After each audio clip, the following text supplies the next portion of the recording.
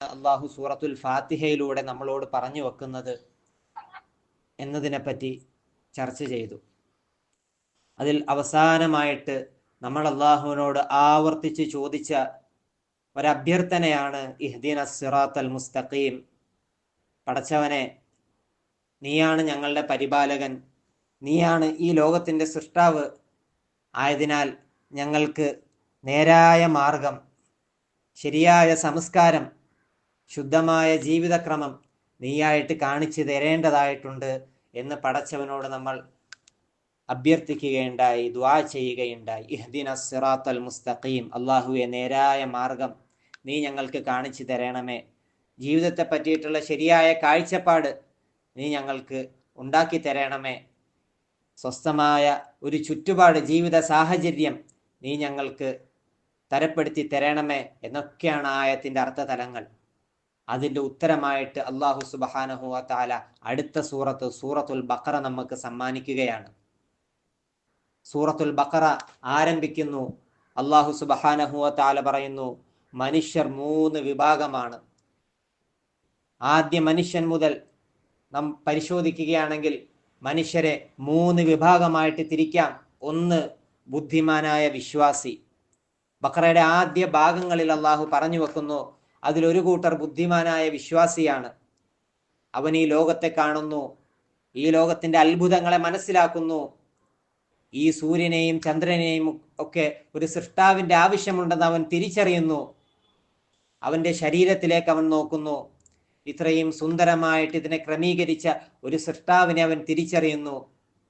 അങ്ങനെ ആ ബുദ്ധിമാനായ വിശ്വാസി ആ സൃഷ്ടാവ് പറയുന്നതിലാണ് അർത്ഥമുള്ളത്, അവന്റെ കൽപ്പനകൾ മാനിക്കുന്നതിലാണ് ജീവിത വിജയമുള്ളതെന്ന് മനസ്സിലാക്കിയിട്ട് അള്ളാഹു പറഞ്ഞതൊക്കെ അനുസരിക്കാൻ തയ്യാറാകുന്നു. പരിശുദ്ധമായ ഖുർആൻ പരിചയപ്പെടുത്തുന്നു, ഇദ്ദേഹം മുഅ്മിനാണ്, ഇവൻ മുഅ്മിനാണ്. രണ്ടാമതായിട്ടൊരു കൂട്ടരെ ഖുർആൻ തന്നെ പരിചയപ്പെടുത്തുന്നു, അള്ളാഹു അവന് കാഴ്ച നൽകി, അവൻ കാണുന്നുണ്ട് കാര്യങ്ങളൊക്കെ, വ്യത്യസ്തമായ നിറങ്ങൾ, അതിൻ്റെ വ്യത്യസ്തതകളോടെ കാണാൻ അവന് കഴിയുന്നു. അള്ളാഹു സുന്ദരമായ കേൾവി നൽകി, അവൻ വ്യത്യസ്തമായ ശബ്ദങ്ങളെ ഒരേ സമയത്ത് അതിൻ്റെ വ്യത്യസ്തതകളോടെ കേൾക്കാൻ അവന് സാധിക്കുന്നു, അവന് സംസാരിക്കാൻ സാധിക്കുന്നു.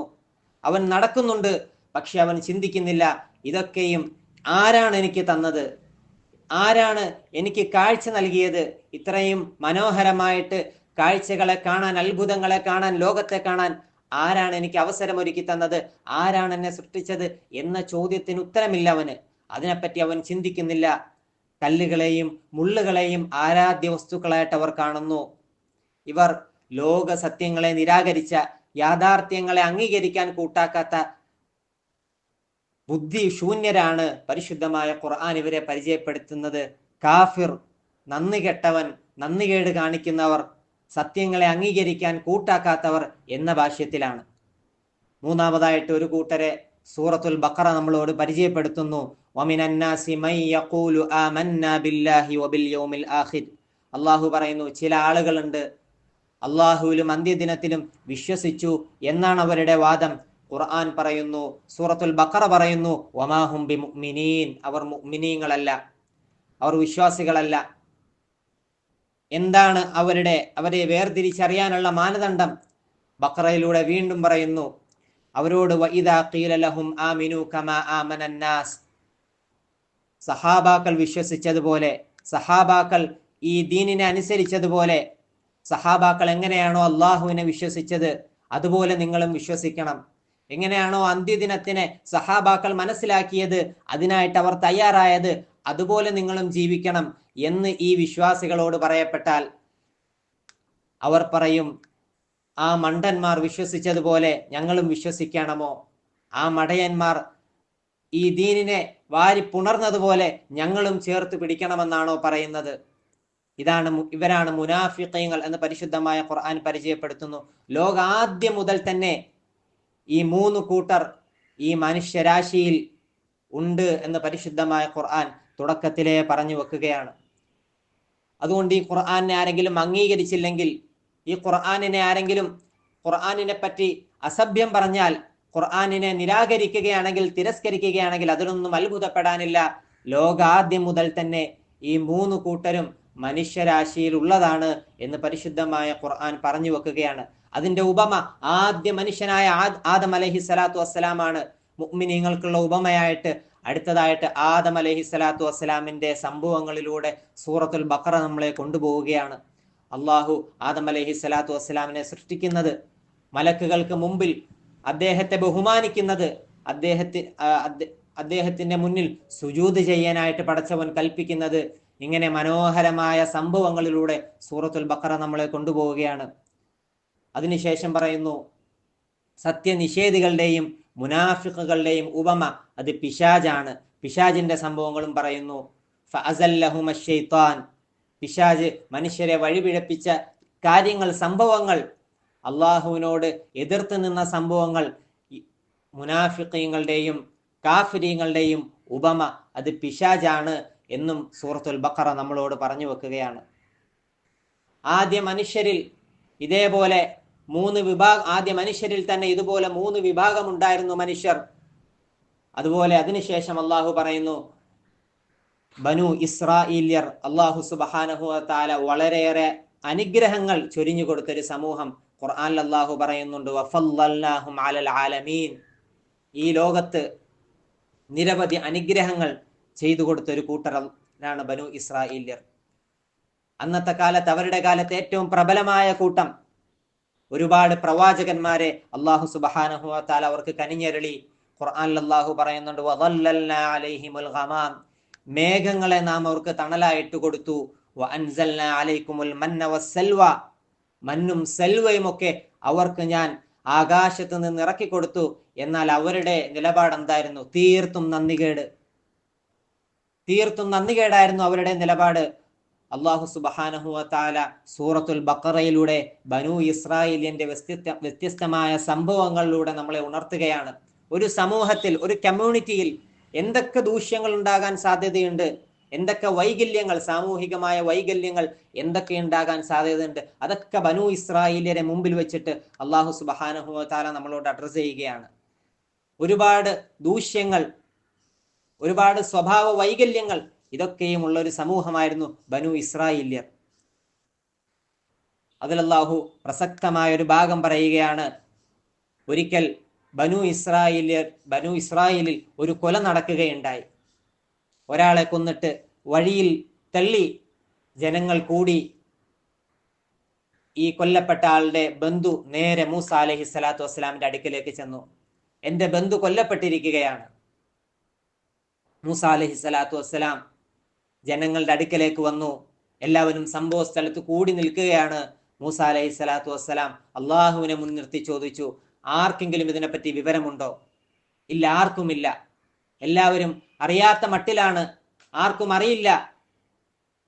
ആ കൊല്ലപ്പെട്ട ആളുടെ ബന്ധു പറഞ്ഞു, അല്ലയോ പ്രവാചകനെ, താങ്കൾ പ്രവാചകനാണ്, അള്ളാഹുവിനോട് ദുആ ചെയ്യുക.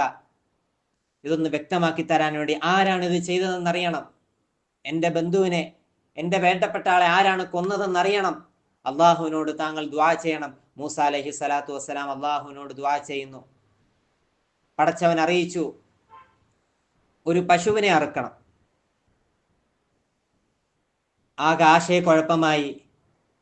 അവർ പരിഹാസത്തോടെ ചോദിക്കാൻ തുടങ്ങി, അറിയത്തില്ലെങ്കിൽ അങ്ങനെ പറഞ്ഞാൽ പോരെ, പറ്റത്തില്ലെങ്കിൽ ഇല്ല എന്ന് പറഞ്ഞാൽ പോരെ, എന്തിനാണ് ഞങ്ങളെങ്ങനെ പരിഹസിക്കുന്നത്, ഞങ്ങളെ മണ്ടന്മാരാക്കുന്നത് എന്തിനാണ്? അതത്തഖിദൂനഹു ഹുസുവ, കളിയാക്കുന്നത് എന്തിനാണ്? എന്നാൽ മൂസ അലൈഹി സ്വലാത്തു വസ്സലാം പെട്ടെന്ന് ഗൗരവഭാവം എടുത്തു. ഖാല അഊദു ബില്ലാഹി അൻ അകൂന മിനൽ ജാഹിലീൻ. ഇല്ല, ഗൗരവകരമായി ഇതിനെ കാണണം, പരിഹാസമല്ല, ഇത് കാര്യമാണ്. ഓ, പശുവിനെ അറുക്കണമല്ലേ? പശു എന്ന് പറയുമ്പോൾ അവർ ചോദിച്ചു, എങ്ങനെയാണ് പശു എന്ന് പറയുമ്പോൾ ഒരു വ്യക്തതയില്ലല്ലോ, അള്ളാഹുവിനോട് അതിനെപ്പറ്റി ഒന്ന് ചോദിക്കുമോ, അതിനെപ്പറ്റി എന്തെങ്കിലും പറഞ്ഞോ? മൂസ അലൈഹി സ്വലാത്തു വസ്സലാം ചോദിച്ചു, ഖാലു ദുഉ ലനാ റബ്ബക യുബയ്യിൻ ലനാ മാഹി, പടച്ചവനെ ഏത് രീതിയിലുള്ള പശുവാണെന്ന് ഇവർ ചോദിക്കുന്നു. അള്ളാഹു സുബ്ഹാനഹു വ തആല ആയത്തിറക്കി, ലാ ഫാരിദുൻ വലാ ബിക്ർ, പ്രായമായി നല്ല വയസ്സായ പശുവുമല്ല, എന്നാൽ കുട്ടിയുമാകരുത്, രണ്ടിൻ്റെയും ഇടയിൽ മിതമായ വയസ്സുള്ള ഒരു പശുവായിരിക്കണം അത്. ഓ, അങ്ങനെയാണല്ലേ? അപ്പൊ നിറം എന്ത് വേണം? ഏത് നിറം വേണം? അതിനെപ്പറ്റി പടച്ചവന് വല്ലതും പറഞ്ഞോ? മൂസ അലൈഹി സ്വലാത്തു വസ്സലാമിനോട് വീണ്ടും ആവശ്യപ്പെട്ടു, പടച്ചവനോട് അതിനെപ്പറ്റി ഒന്ന് ചോദിക്കുമോ? മൂസ അലൈഹി സ്വലാത്തു വസ്സലാം വീണ്ടും അള്ളാഹുവിനോട് ചോദിക്കുന്നു, ഉദ്ഉ ലനാ റബ്ബക യുബയ്യിൻ ലനാ മാ ലൗനുഹാ. അള്ളാഹുവെ, ഇവർ നിറത്തെപ്പറ്റി ചോദിക്കുന്നു. അള്ളാഹു ആയത്തിറക്കി, ഇന്നഹാ ബഖറത്തുൻ സഫ്റാഉൻ ഫാഖിഉൻ ലൗനുഹാ. മഞ്ഞ നിറമുള്ള പശുവായിരിക്കണം. ഓ, അങ്ങനെയാണല്ലേ? അവർ വീണ്ടും മൂസ അലൈഹി സ്വലാത്തു വസ്സലാമിനോട് ആവശ്യപ്പെടുന്നു, വേറെന്തെങ്കിലും കാര്യങ്ങളും കൂടി, കുറച്ചും കൂടി ഒരു ക്ലാരിറ്റി കിട്ടിയിരുന്നെങ്കിൽ കൊള്ളാമായിരുന്നു. മൂസ അലൈഹി സ്വലാത്തു വസ്സലാം, ആദരവായ റസൂലുള്ളാഹി സ്വല്ലല്ലാഹു അലൈഹി വസല്ലം മൂസ അലൈഹി സ്വലാത്തു വസ്സലാമിന്റെ ക്ഷമയെ പറ്റിയിട്ട് വളരെ കൂടുതൽ പ്രശംസിച്ചിട്ടുണ്ട്. ഇത്തരം ചോദ്യങ്ങളായിട്ട് അവർ മൂസ അലൈഹി സ്വലാത്തു വസ്സലാമിനെ നിരന്തരം ബുദ്ധിമുട്ടിക്കുമായിരുന്നു. അവർ വീണ്ടും ചോദിച്ചു, വേറെന്തെങ്കിലും വിശദീകരണങ്ങളുണ്ടോ?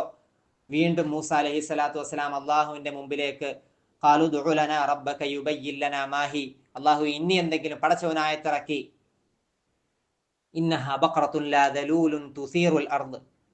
കൃഷിക്ക് ഉപയോഗിക്കാത്ത പശുവായിരിക്കണം അത്. സാധാരണ പശുക്കളെല്ലാം കൃഷിക്ക് ഉപയോഗിക്കാറുണ്ടായിരുന്നു. കൃഷിക്ക് ഉപയോഗിക്കാത്ത ഒരു പശുവിനെ കിട്ടൽ അത് ബുദ്ധിമുട്ടാണ്.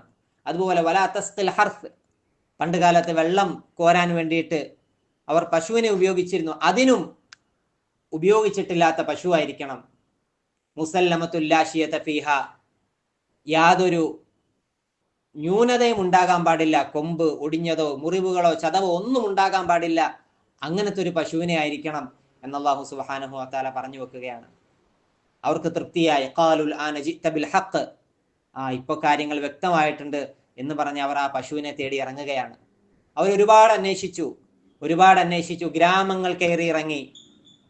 അവസാനം ഒരു ഗ്രാമത്തിൽ ഒരു വൃദ്ധയുടെ അടുക്കൽ ഇത്തരം ഗുണങ്ങളുള്ള ഒരു പശുവിനെ അവർ കണ്ടെത്തി. അവർ നേരെ അവിടെ ചെന്നു.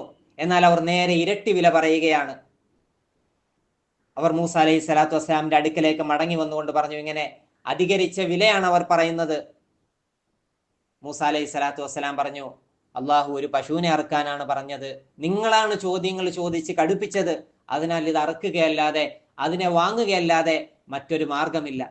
അങ്ങനെ അവർ പശുവിനെ വാങ്ങിക്കുന്നു, അതിനെ അറുക്കുന്നു. അതിനുശേഷം അതിൻ്റെ ഒരു എല്ലിൻ്റെ ഒരു കഷ്ണമെടുത്ത് മരണപ്പെട്ട ആളുടെ ശരീരത്തിൽ ചെറുതായി അടിക്കാൻ മൂസ അലൈഹി സ്വലാത്തു വസ്സലാം പറഞ്ഞതനുസരിച്ച് അവർ ചെയ്യുന്നു. മരണപ്പെട്ട ആൾ ജീവൻ വെക്കുന്നു. കൊലയാളി ആരാണെന്ന് പറഞ്ഞു കൊടുക്കുന്നു. ആരാണോ മൂസ അലൈഹി സ്വലാത്തു വസ്സലാമിന്റെ അടുക്കിലേക്ക് ആദ്യം ഓടിച്ചെന്നത് പരാതിയുമായിട്ട്, അതേ ബന്ധു തന്നെയായിരുന്നു ഇദ്ദേഹത്തെ വകവരുത്തിയത്. ഈ സംഭവം ബനു ഇസ്രായേലിയരുടെ സ്വഭാവത്തിന്റെ പല വശങ്ങളും എടുത്തു കാണിക്കുന്നത് കൊണ്ടാണ് സൂറത്തുൽ ബഖറ എന്ന് ഈ നീണ്ട സൂറത്തിന് അല്ലാഹു സുബ്ഹാനഹു വ തആല പേര് വെക്കാനുള്ള ഒരു കാരണം. ഇതുപോലെ തന്നെ ബനു ഇസ്രായേലിയരുടെ സ്വഭാവം ദൂഷ്യങ്ങൾ എടുത്തു കാണിക്കുന്ന മറ്റൊരു സംഭവമാണ് ദാവൂദ് അലൈഹി സ്വലാത്തു വസ്സലാമിന്റെ സംഭവം. ദാവൂദ് അലൈഹി സ്വലാത്തു വസ്സലാം കൊച്ചു കുട്ടിയായിരുന്നു. ആ കാലഘട്ടത്തിൽ ബനു ഇസ്രായേലിയർക്കെതിരിൽ ശക്തനായ ഒരു രാജാവുണ്ടായിരുന്നു. ജാലൂത്ത് എന്നായിരുന്നു അദ്ദേഹത്തിന്റെ പേര്. വളരെ ശക്തൻ. ചരിത്രത്തിൽ കാണാം, വലിയ പൊക്കവും വലിയ തടിയുമൊക്കെയുള്ള ഒരു ശക്തനായ ഒരു യോദ്ധാവായിരുന്നു ജാലൂത്ത്. ബനു ഇസ്രായേലിയരെ നിരന്തരം ഉപദ്രവിച്ചു കൊണ്ടിരിക്കും. അക്രമങ്ങൾ ബനു ഇസ്രായേലിയർക്കെതിരെ നടത്തിക്കൊണ്ടിരിക്കും. അന്നത്തെ പ്രവാചകന്റെ അടുക്കലേക്ക് ബനു ഇസ്രായേലിയർ ചെന്നിട്ട് പറഞ്ഞു, ജാലൂത്ത് ഞങ്ങളെ ഉപദ്രവിക്കുന്നു, ഞങ്ങൾക്ക് സഹിക്കാൻ കഴിയുന്നില്ല. അതുകൊണ്ട് ജാലൂത്തിനെതിരിൽ ഒരു യുദ്ധം നടത്താൻ വേണ്ടി ഞങ്ങൾക്കൊരു രാജാവിനെ താങ്കൾ തീരുമാനിച്ചു തരണം. ഞങ്ങൾക്കിടയിൽ ഒരുപാട് രാജകുടുംബങ്ങളുണ്ട്. പക്ഷെ അവരിൽ നിന്ന് ഏറ്റവും പ്രഗത്ഭനായ ഒരാളെ താങ്കളായിട്ട് തീരുമാനിച്ചു തരണം. അല്ലാഹു സുബ്ഹാനഹു വ തആല വഹി ഇറക്കി. ബനു ഇസ്രായേലിൽപ്പെട്ട ഒരു പാവപ്പെട്ട താലൂത്ത് എന്ന വ്യക്തിയായിരുന്നു രാജാവായിട്ട് അല്ലാഹു സുബ്ഹാനഹു വ തആല തീരുമാനിച്ച് അവർക്ക് നൽകിയത്. അവർ അംഗീകരിക്കാൻ കൂട്ടാക്കിയില്ല. താലൂത്ത് വലിയ കുടുംബ മഹിമയില്ലാത്ത ആൾ, സമ്പത്തില്ല, ആൾബലമില്ല. അതുകൊണ്ട് താലൂത്തിനെ ഞങ്ങൾക്ക് അംഗീകരിക്കാൻ സാധിക്കുകയില്ല. ഞങ്ങളുടെ കൂട്ടത്തിൽ തന്നെ പ്രഗത്ഭരായ എത്രയെത്ര ആളുകളുണ്ട്, താലൂത്തിനെ ഞങ്ങൾക്ക് അംഗീകരിക്കാൻ സാധിക്കുകയില്ല. എന്നാൽ പ്രവാചകൻ പറഞ്ഞു, ഇത് അള്ളാഹുവിന്റെ കൽപ്പനയാണ്. ഒടുവിൽ അവർ അള്ളാഹുവിന്റെ കൽപ്പനയെ മാനിക്കുന്നു. താലൂത്തിനെ അവരുടെ രാജാവായിട്ട് നേതാവായിട്ട് അംഗീകരിച്ചുകൊണ്ട് സൈന്യം പുറപ്പെടുകയാണ്. ജാലൂത്തിനെതിരിൽ യുദ്ധം നടത്താൻ വേണ്ടി ആ സൈന്യം പുറപ്പെട്ടു തുടങ്ങി. അവർ കുറച്ചു ദൂരം സഞ്ചരിച്ചൊരു നദിക്കരയിലെത്തി. എല്ലാവരും വെള്ളം കുടിക്കാനായിട്ട് അവിടെ ഇറങ്ങി. ഉടനെ രാജാവ് താലൂത്തിന്റെ കൽപ്പന വന്നു, ഒരു കൈ കുമ്പിളിൽ കൊള്ളുന്ന വെള്ളത്തെ കൂടുതലായിട്ട് ആരും കുടിക്കരുത്. ഇത് കൽപ്പനയാണ്. എന്നാൽ വളരെ കുറച്ച് ആളുകൾ മാത്രമേ ഈ കൽപ്പന അംഗീകരിക്കുന്നുള്ളൂ. അവരുമായിട്ടാണ് താലൂത്ത് പിന്നീട് ജാലൂത്തിനെതിരെയുള്ള യുദ്ധത്തിനായിട്ട് അവിടെ നിന്നും പുറപ്പെടുന്നത്. അതിന്റെ കൂട്ടത്തിൽ ഒരു കൊച്ചു കുട്ടിയും ഉണ്ടായിരുന്നു, ദാവൂദ് എന്നായിരുന്നു പേര്. അവർ ജാലൂത്തിനെതിരെയുള്ള സൈന്യത്തിന്റെ മുന്നിലെത്തി. അവിടെ എത്തിയപ്പോൾ ജാലൂത്ത് മുന്നിലേക്ക് കടന്നു വന്നു. ധീരനായ യോദ്ധാവ് ദന്തയുദ്ധത്തിനായിട്ട് ആളുകളെ ക്ഷണിക്കുകയാണ്. ധൈര്യമുള്ളവർ മുന്നോട്ട് വരണം, ജാലൂത്തുമായിട്ട് പോരാടണം.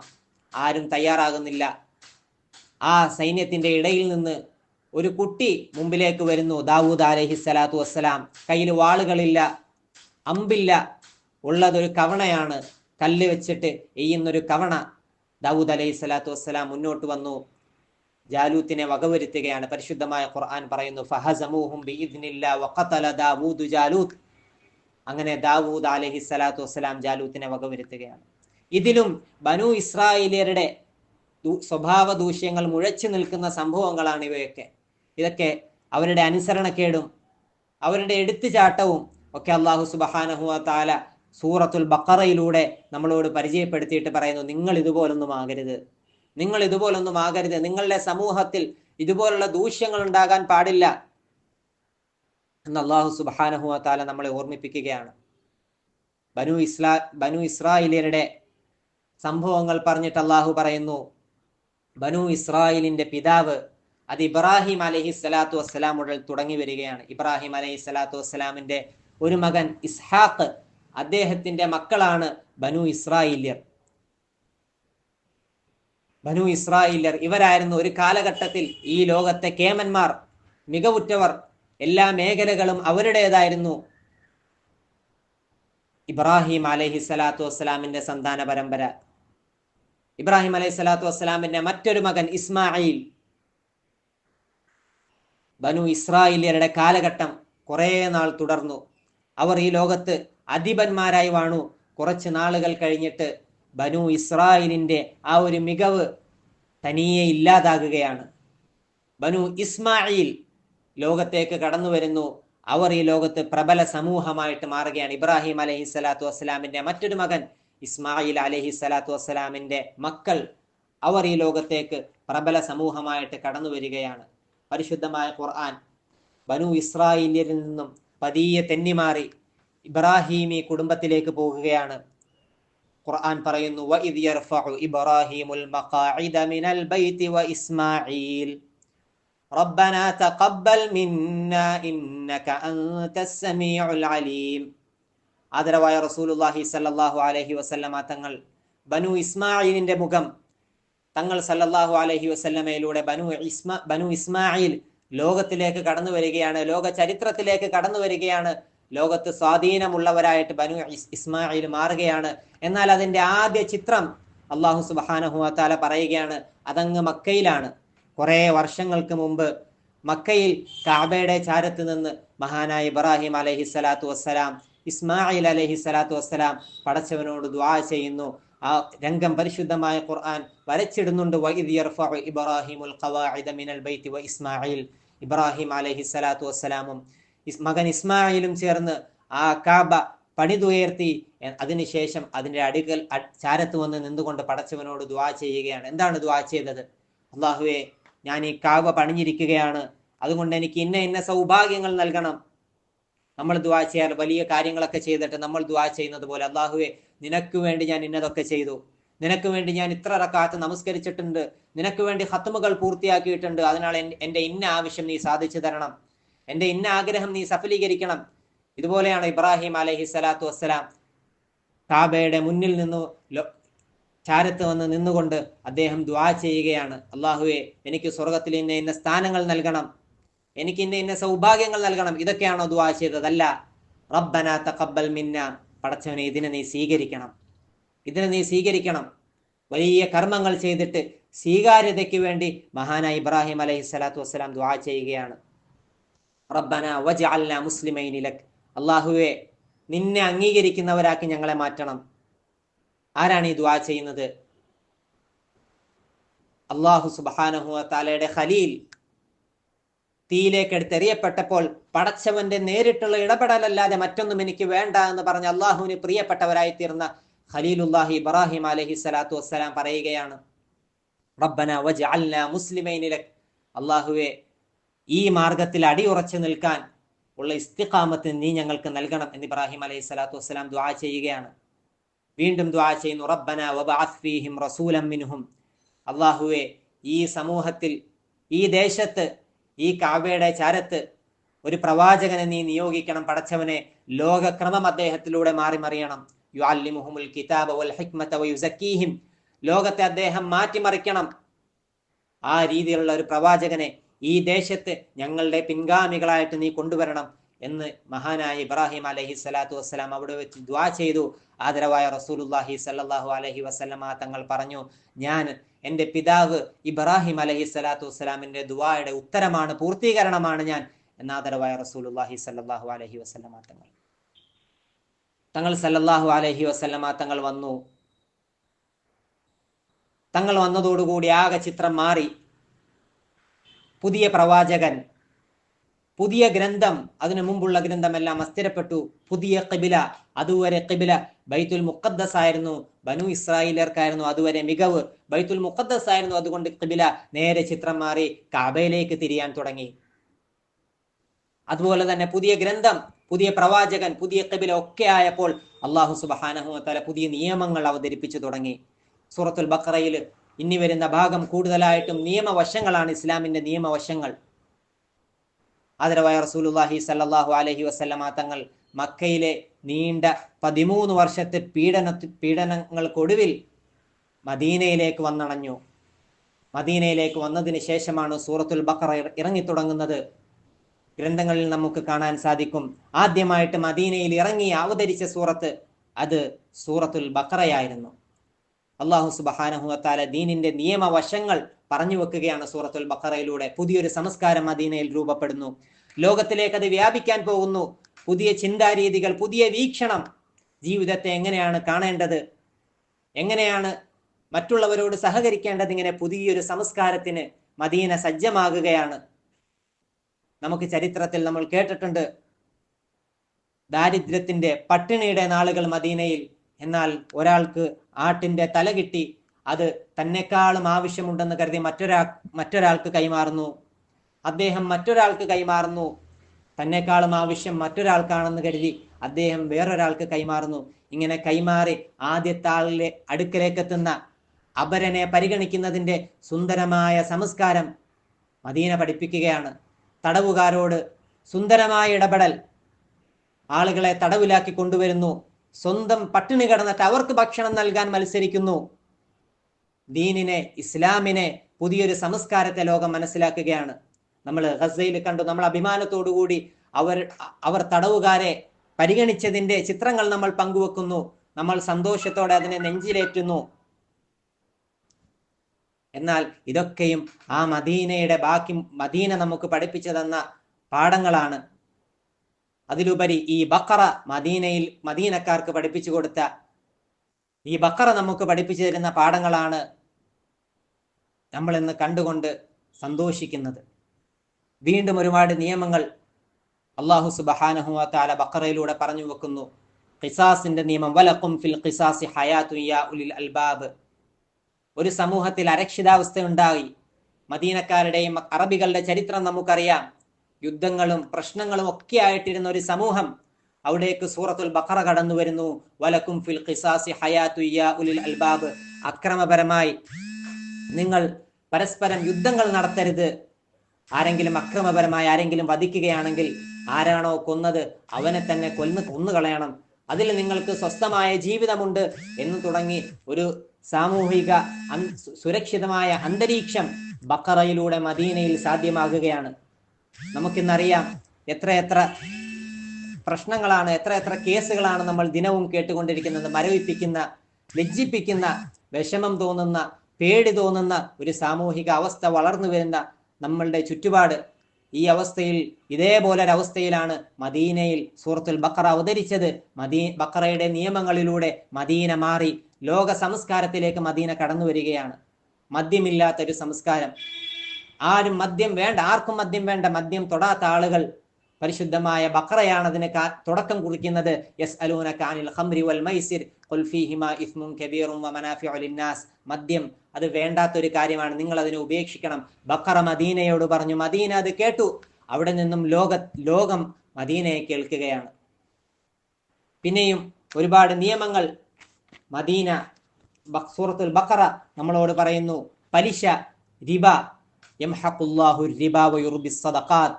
പലിശയെ സൂറത്തുൽ ബഖറ സ്ഥിരപ്പെടുത്തി. പലിശ പാടില്ലെന്ന് പ്രഖ്യാപിച്ചു. മദീന അത് കേട്ടു. അതിന്റെ സംസ്കാരം മഹത്വമുള്ളതായി തീർന്നു. പട്ടിണി നിറഞ്ഞ മദീനയായിരുന്നു. എന്നാൽ വർഷങ്ങൾക്ക് ശേഷം സമൃദ്ധമായ മദീനയായിട്ട് മാറി. സൂറത്തുൽ ബഖറയെ അവർ കേൾക്കാൻ തയ്യാറായപ്പോൾ, ബഖറയുടെ നിയമങ്ങളെ അവർ നെഞ്ചിലേറ്റാൻ തയ്യാറായപ്പോൾ മദീനയുടെ ചിത്രം മാറുകയാണ്. ഇതേപോലെ ലോകത്തിന്റെ ചിത്രവും മാറും. അതാണ് സൂറത്തുൽ ബഖറ പറയുന്നത്.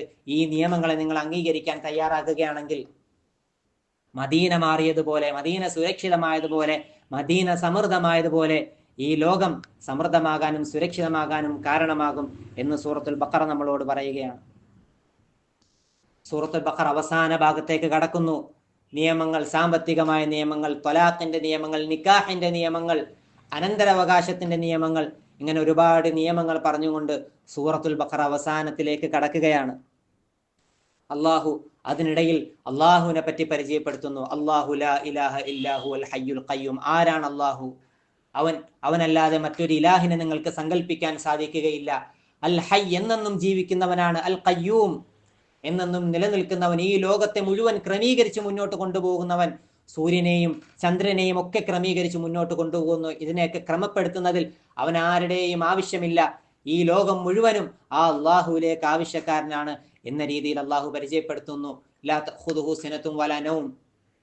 ഈ ജോലികളൊക്കെ ചെയ്യുമ്പോൾ, ഈ ക്രമീകരണങ്ങളൊക്കെ നടത്തുമ്പോൾ അവൻ ക്ഷീണിച്ചു പോകുകയില്ല. അവനങ്ങനെ അലസതയോ ഉറക്കമോ തൂങ്ങിയുറക്കമോ ഒന്നും അവനെ പിടിപെടുന്നില്ല. ലഹു മാ ഫിസ് സമാവാതി വമാ ഫിൽ അർദ്. ഈ ആകാശ ഭൂമികളിലുള്ള സർവ്വതും അവന് വിധേയപ്പെട്ടതാണ്, അവനുള്ളതാണ്. മൻ ദല്ലദി യശ്ഫഉ ഇൻദഹു ഇല്ലാ ബിഇദ്നി. അവന്റെ അനുമതിയില്ലാതെ ആർക്കാണ് അവന്റെ മുമ്പിൽ ശുപാർശ ചെയ്യാനായിട്ട് അനുമതിയുള്ളത്? ഇല്ല, ആർക്കുമില്ല. അല്ലാഹു സുബ്ഹാനഹു വ തആല അവന്റെ വളർമയുടെ ചിത്രങ്ങൾ വരച്ചിടുകയാണ്. മൻ ദല്ലദി യശ്ഫഉ ഇൻദഹു ഇല്ലാ ബിഇദ്നി യഅലമു മാ ബൈന ഐദീഹിം വമാ ഖൽഫഹും. നിങ്ങളുടെ മുൻകാല ജീവിതവും അവനറിയാം. ഇനി നിങ്ങൾ ചെയ്യാൻ പോകുന്ന കാര്യങ്ങളും അവനറിയാം. ഭാവിയും ഭൂതവും വർത്തമാനവും ഒക്കെ അവന്റെ മുമ്പിലുണ്ട് എന്ന് അല്ലാഹു സുബ്ഹാനഹു വ തആല സൂറത്തുൽ ബഖറയിലൂടെ അള്ളാഹുവിന്റെ വളർമയെ പറ്റിയിട്ട് നമുക്ക് പരിചയപ്പെടുത്തി തരികയാണ്. വീണ്ടും പറയുന്നു, വലാ യുഹീതൂന ബിശൈഇൻ മിൻ ഇൽമിഹി.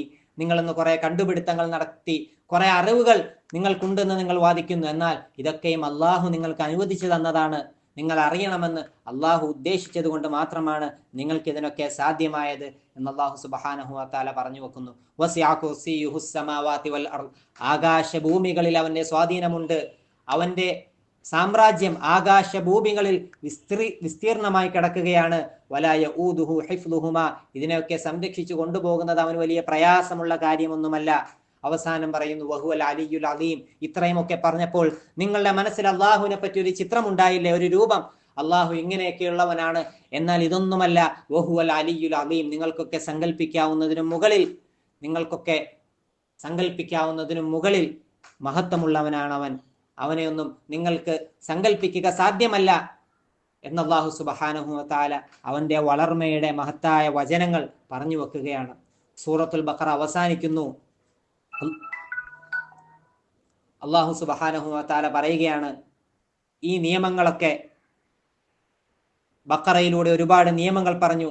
ഈ നിയമങ്ങളൊക്കെ അംഗീകരിക്കണമെങ്കിൽ ഇസ്ലാമിന്റെ സുന്ദര മുഖങ്ങളാണ് ഈ നിയമങ്ങൾ. ഇസ്ലാമിന്റെ സൗന്ദര്യ മുഖങ്ങളാണ് ഈ നിയമങ്ങൾ. എന്നാൽ ഈ നിയമങ്ങൾ ചിലർക്ക് പ്രാകൃതമായി തോന്നാം. ഇസ്ലാം ഇന്നത്തെ കാലത്തിന് അനുയോജ്യമല്ല എന്ന് ചിലർക്ക് തോന്നാം. എന്താണ് ആ തോന്നലിന്റെ കാരണം? അള്ളാഹു പറയുന്നു, ഈ നിയമങ്ങൾ നിങ്ങൾക്ക് സുന്ദരമായിട്ട് തോന്നണമെങ്കിൽ ബഖറയുടെ ആരംഭം മുതൽ പറഞ്ഞു വരുന്നു, അല്ലദീന യുഅ്മിനൂന ബിൽ ഗൈബ്, ആരാണോ അള്ളാഹുവിൽ വിശ്വസിക്കുന്നത്, അദൃശ്യമായ കാര്യങ്ങളിൽ വിശ്വസിക്കുന്നത്, അവർക്ക് ഈ നിയമങ്ങളുടെ സുന്ദരമായ മുഖങ്ങൾ പ്രകടമാകുകയുള്ളൂ. ബഖറയുടെ അവസാനത്തിലും അള്ളാഹു അത് തന്നെയാണ് പറഞ്ഞു വെക്കുന്നത്. ആമനർ റസൂലു ബിമാ ഉൻസില ഇലൈഹി മിർ റബ്ബിഹി വൽ മുഅ്മിനൂൻ കുല്ലുൻ ആമന ബില്ലാഹി വമലായികതിഹി വകുതുബിഹി വറുസുലി ലാ നുഫർരിഖു ബൈന അഹദിൻ മിർ റുസുലി. അള്ളാഹുവിലുള്ള അചഞ്ചലമായ വിശ്വാസം, അവന്റെ റസൂലിനെ പിൻപറ്റൽ, അന്ത്യദിനത്തിൽ വിശ്വസിച്ചുകൊണ്ട്, അന്ത്യദിനത്തെ അംഗീകരിച്ചുകൊണ്ട്, അതിനെ ഭയപ്പാടോടുകൂടി കണ്ടുകൊണ്ട് അതിനുവേണ്ടി തയ്യാറാകൽ, ഇതൊക്കെ ഉണ്ടെങ്കിൽ മാത്രമേ ഈ നിയമങ്ങൾ സുന്ദരമാണ് എന്ന് നിങ്ങൾക്ക് മനസ്സിലാക്കുകയുള്ളൂ എന്ന് പറഞ്ഞ് അള്ളാഹു സുബ്ഹാനഹു വ തആല സൂറത്തുൽ ബഖറ അവസാനിപ്പിക്കുകയാണ്. നമ്മൾ ഇന്ന് പറഞ്ഞത് സൂറത്തുൽ ബഖറയുടെ വളരെ ചുരുങ്ങിയ ഒരു രൂപമാണ്. 286 ആയത്തുകളിൽ നീണ്ടു കിടക്കുന്ന പരിശുദ്ധമായ ഖുർആനിന്റെ ഏറ്റവും വലിയ സൂറത്ത്. വളരെ കുറച്ച് മാത്രമാണ് നമ്മൾ അതിൽ നിന്ന് പറഞ്ഞത്. അതിന്റെ പുറത്തുകൂടി ഇങ്ങനെ അതും പറഞ്ഞിട്ടില്ല. വളരെ ചുരുങ്ങിയ ഭാഗമാണ് സൂറത്തുൽ ബഖറയിലൂടെ നമ്മൾ കടന്നുപോയത്. നമ്മൾ ഈ റമദാനിൽ പരിശുദ്ധമായ ഖുർആനോട് പരമാവധി അടുക്കണം. നമുക്ക് ഖുർആനോട് 10% അടുപ്പമുണ്ടെങ്കിൽ അത് ഈ റമദാനിലൂടെ 20% ആക്കണം.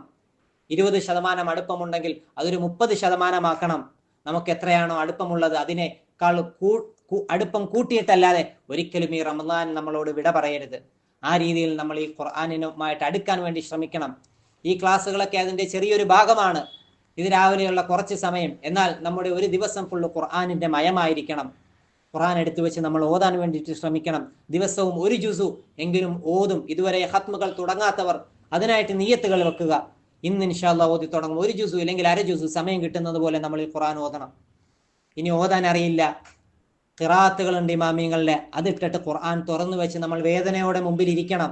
അള്ളാഹുവെ, പടച്ചവനെ, എനിക്കിത് ഓതാൻ സാധിക്കുന്നില്ലല്ലോ, എനിക്ക് വേണ്ടി അള്ളാഹു ഇറക്കി തന്ന ഗ്രന്ഥമാണല്ലോ, എൻ്റെ വീട്ടിലുമുണ്ടല്ലോ ഇത്, പക്ഷെ എൻ്റെ മുമ്പിലുണ്ട്, എനിക്കിത് ഓതാൻ സാധിക്കുന്നില്ല. അതിനു വേണ്ടിയിട്ട് പഠിക്കാൻ സാധിക്കുമെങ്കിൽ നമ്മൾ അതിനെ സാധിക്കണം. ഇന്ന് ഒരുപാട് സാധ്യതകളുള്ള കാലഘട്ടമാണ്. നമുക്ക് വിചാരിച്ചാൽ അത് സാധ്യമാകുന്ന രീതിയിലുള്ള അവസരങ്ങളാണ് അള്ളാഹു സുബ്ഹാനഹു വ തആല നമുക്ക് ഒരുക്കി തന്നത്. ഒരാള് നമസ്കാരത്തിൽ പരിശുദ്ധമായ ഖുർആൻ തെറ്റായ രീതിയിൽ ഓതുന്നു, അവന് പഠിക്കാൻ അവസരം കിട്ടിയില്ല, അങ്ങനെയാണെങ്കിൽ അത് മാപ്പാക്കപ്പെടും. എന്നാൽ ഒരാൾക്ക് അവസരം കിട്ടിയിട്ടും അവൻ ഖുർആൻ തെറ്റായിട്ടാണ് പാരായണം ചെയ്യുന്നതെങ്കിൽ അതിന്റെ നിയമങ്ങൾ വേറേതാണ്, അതിന്റെ ശിക്ഷകൾ കടുപ്പമുള്ളതാണ്. അതുകൊണ്ട് ഇതിനെ നമ്മൾ ചെറിയൊരു കാര്യമായിട്ട് മനസ്സിലാക്കാതെ പരിശുദ്ധമായ ഖുർആനുമായിട്ട് ഈ റമദാനിൽ അധികമായിട്ട് ഓതാൻ വേണ്ടിയിട്ട്, അധികമായിട്ട് അടുക്കാൻ വേണ്ടിയിട്ട് ശ്രമിക്കുക. ഇൻഷാ അല്ലാഹ് വരും ദിവസങ്ങളിലും പരിശുദ്ധമായ ഖുർആനിന്റെ ഓരോ സൂറത്തുകളെ ചെറിയ രീതിയിൽ നിങ്ങളോട് പരിചയപ്പെടുത്തപ്പെടും. എല്ലാത്തിനും ഉപരിയായിട്ട് ഖുർആനുമായിട്ട് എങ്ങനെയൊക്കെ നമുക്ക് അടുക്കാൻ പറ്റുന്നോ ആ രീതിയിലൊക്കെ അടുക്കാൻ വേണ്ടിയിട്ട് ശ്രമിക്കുക. നമ്മളുടെ വേണ്ടപ്പെട്ടവരെയും കുടുംബക്കാരുടെയും ഒക്കെ അവരോടുമൊക്കെ നമ്മളുടെ ക്ലാസ്സിനെ പറ്റിയിട്ട് പറയുക. അള്ളാഹു സുബ്ഹാനഹു വ തആല ഇരുലോകത്തും പ്രയോജനമുള്ള സൽക്കർമ്മമായിട്ട് ഇതിനെ സ്വീകരിക്കുമാറാകട്ടെ. വാഖിറു ദഅവതി അനിൽ ഹംദുലില്ലാഹി റബ്ബിൽ ആലമീൻ. അസ്സലാമു അലൈക്കും വറഹ്മത്തുള്ളാഹി വബറകാതുഹു.